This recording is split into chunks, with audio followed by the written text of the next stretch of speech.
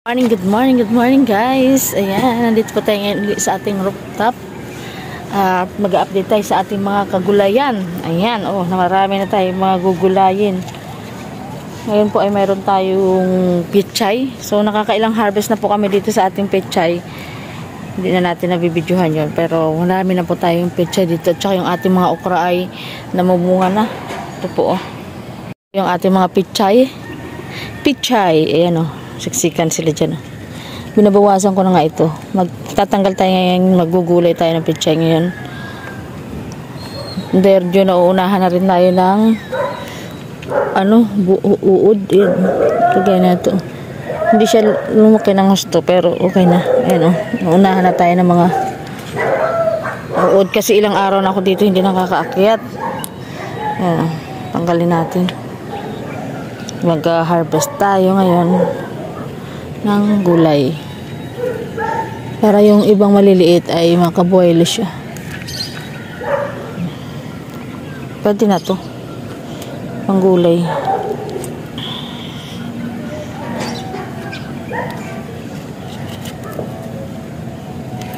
Meron na kaming pang gulay, pang halo-halo sa tunigang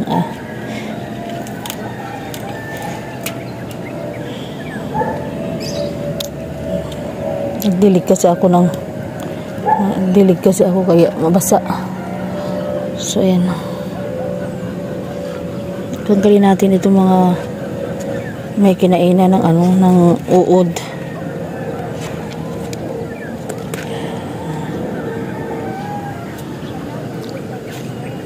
Para hindi na sila kumalat. At magpupunla uli ako ng bagong. Bibili ako ng bago uling binhi. Para tuloy-tuloy yung ating pechay dito sa taas. So, yan.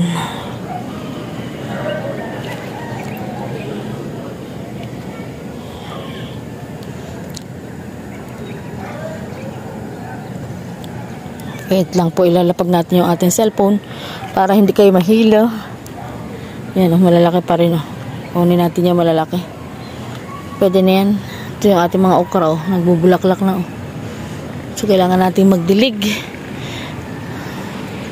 Diba? Pag may tinanim, may aanihin. Tapos yung sitaw ko, kailangan ko na pala mag-fertilizer at namumulaklak na sila. Ayan namumulaklak na yung ating mga sitaw. Namumulaklak na ang ating sitaw. Thank you, Lord. At sabay-sabay sila ng mga okra. Kailangan ito pag nag-umpisa na ito magbunga, araw-araw na ako makaakyat dito at kailangan to araw-araw ha-harvest. Yan may mga bulaklak na yung ating sitaw, bubunga na. Kailangan natin itong kawawa naman yung kalapati na sabit sa wire. Kawawa naman yung kalapati doon, hindi makaalis sa bubong ng kapitbahay. Siya makaalis, nakasabit siya sa wire. So ayan, teka lang po lalapag natin yung ating cellphone. Magka-harvest tayo ngayon ng pechay.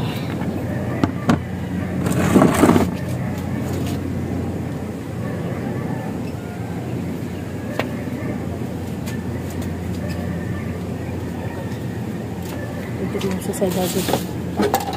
Laglag tuloy siya.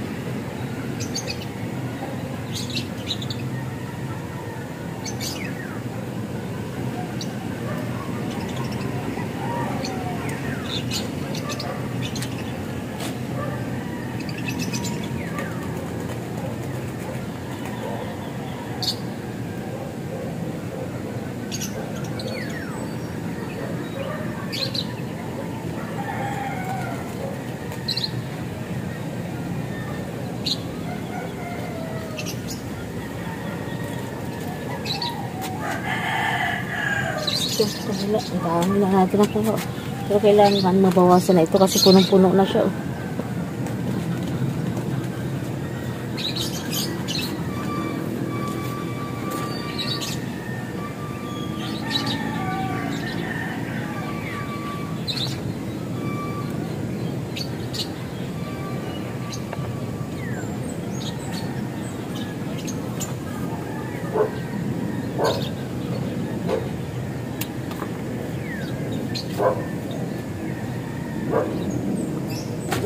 Pwede na, pwede na.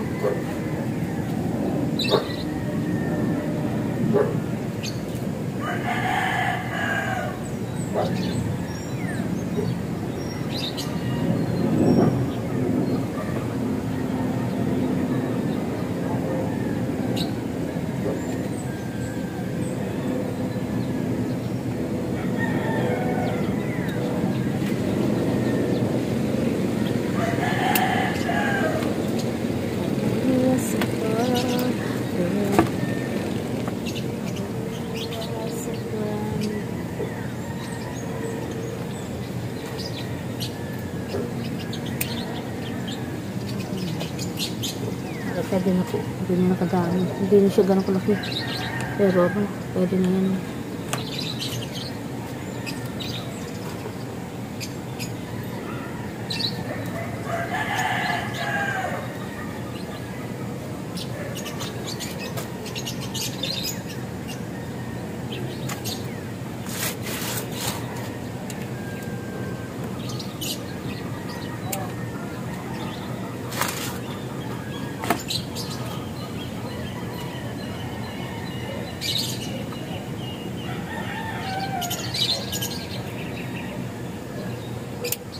Dahil ngayon ay mamimigay tayo ng gulay. Kaya kung ito hina-harvest, mamimigay tayong gulay.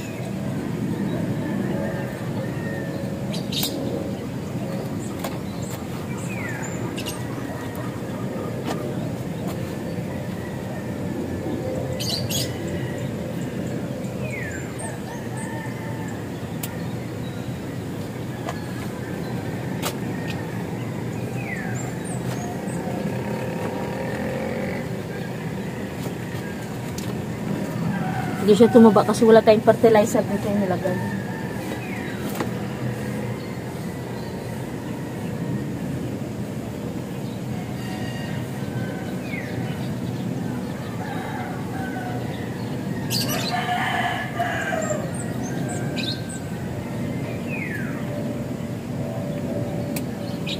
mga anak ko, kung nag-harvest dito, puro dahon lang kinuha. Oh.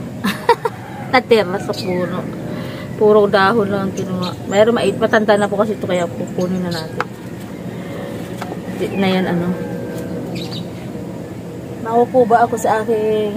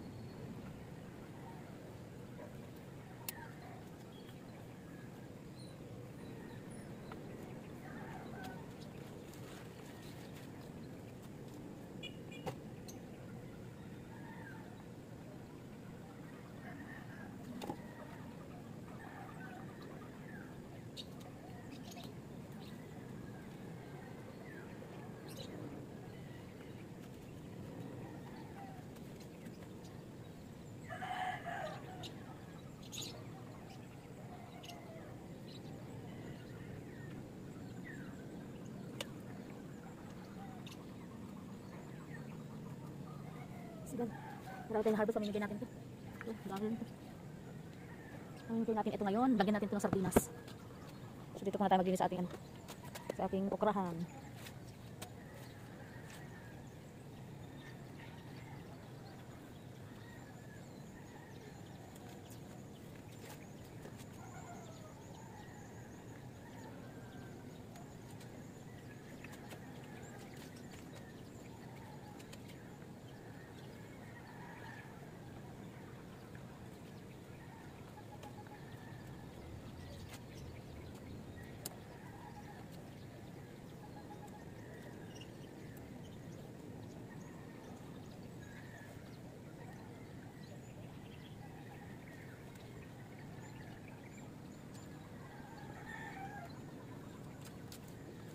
Ay, bilig.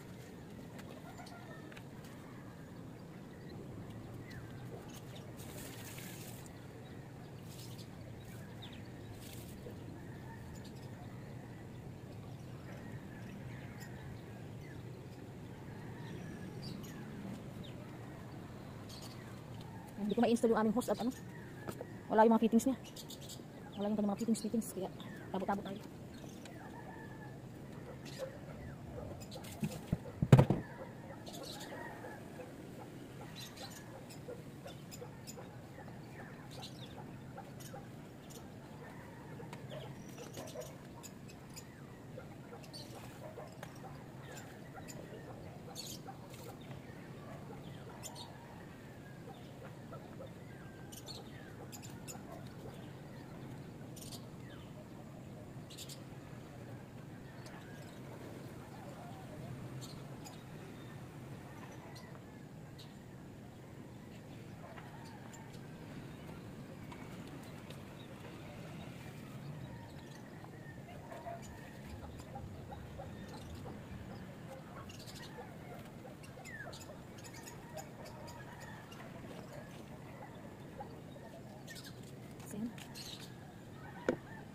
Malamig sila. Itong malunggay dapat ito malipat sa ano. So, malaking lagayan para makapag-ano siya. Makabuhay lang. Dalawang puno.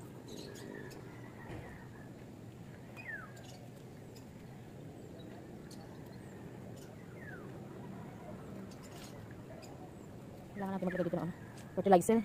Katuwa naman. Parang kailan lang namumulaklak na yung ating mga sitaw. Dito nga nagbubunga na. Ito yung mga okra natin. Ilang araw lang ito, mayroon na tayong harvest na okra.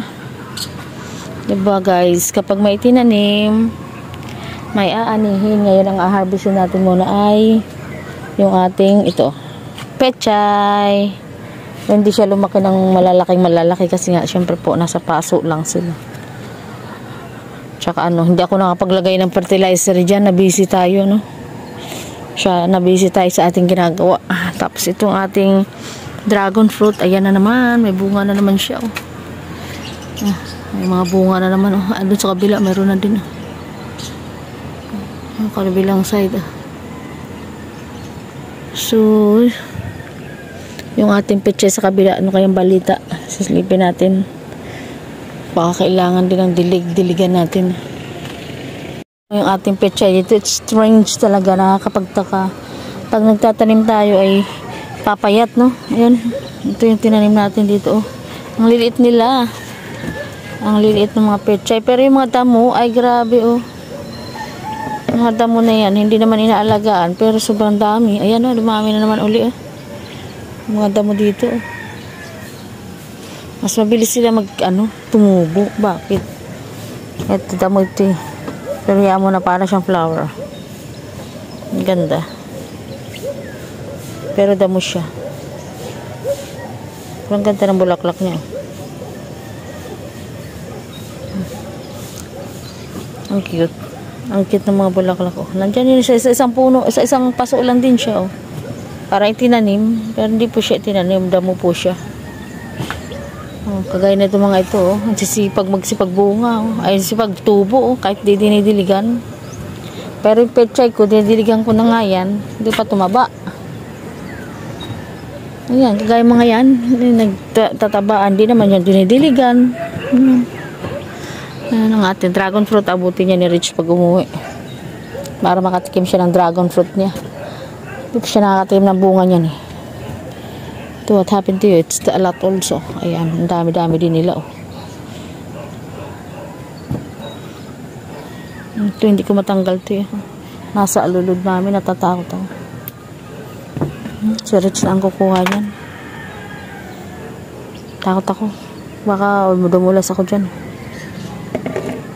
Alulod ito, alulod. Alulod, alulod, alulod. Aray ko. Ito guys. May lupa ito sa loob. Oh, may lupa nga.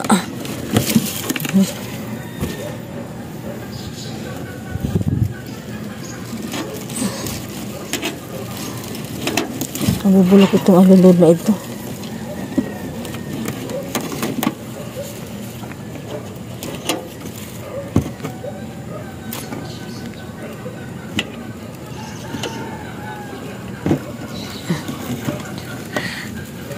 May lupa siya.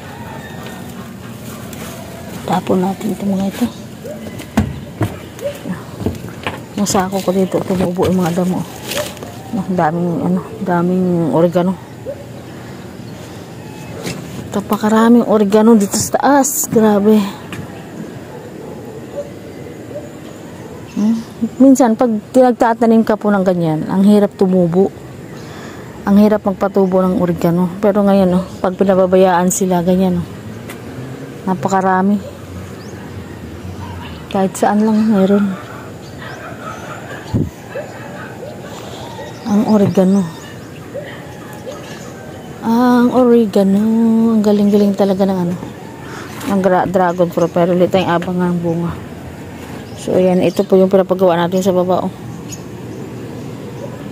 Ayan, isang mamaya ay tapos na yan sila magbuhos dyan. Magpapa-islab na tayo. Kailangan po yan maislaban. Yan yung pinapagawa natin dyan. Oh. Tapos na sintadahan yung kabilang side kaya may mga sako na yan. Ito na lang papantayin yung kabila at yung gitna. Buhos.